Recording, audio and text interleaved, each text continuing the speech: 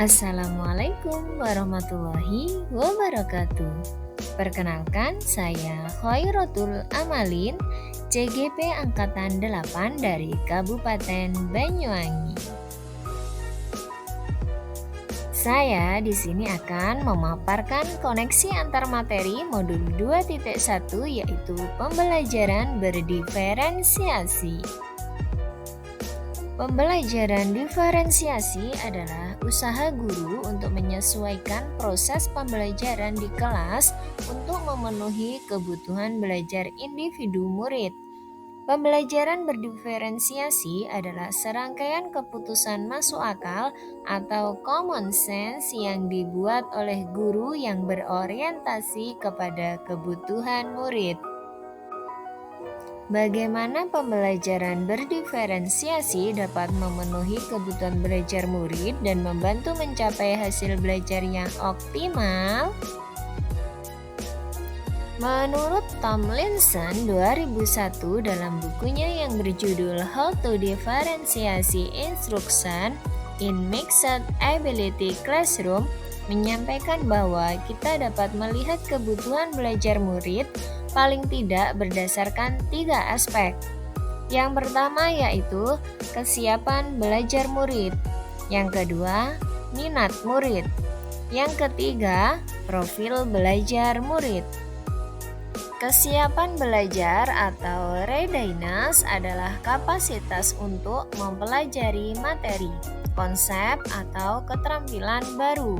Ada 6 perspektif yang mempengaruhi kesiapan belajar anak, yaitu bersifat mendasar ke bersifat transformatif, konkret ke abstrak, sederhana ke kompleks, terstruktur ke terbuka atau open-ended, tergantung dependent ke mandiri independen, lambat menuju cepat.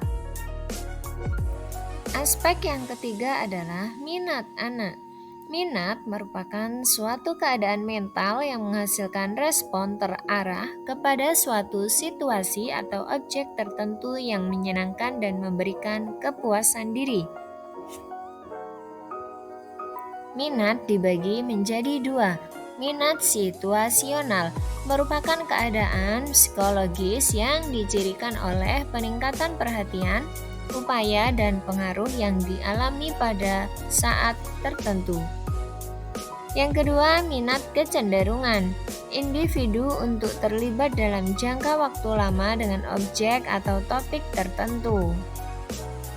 Aspek yang ketiga adalah profil belajar murid, untuk memberikan kesempatan kepada murid untuk belajar secara alami dan efisien. Faktor yang mempengaruhi profil belajar murid yaitu preferensi terhadap lingkungan belajar, pengaruh budaya, preferensi gaya belajar, preferensi berdasarkan kecerdasan majemuk atau multiply intelligency. Strategi untuk mendiferensiasi pembelajaran ada 3 tahap, yaitu diferensiasi konten, diferensiasi proses, dan diferensiasi produk.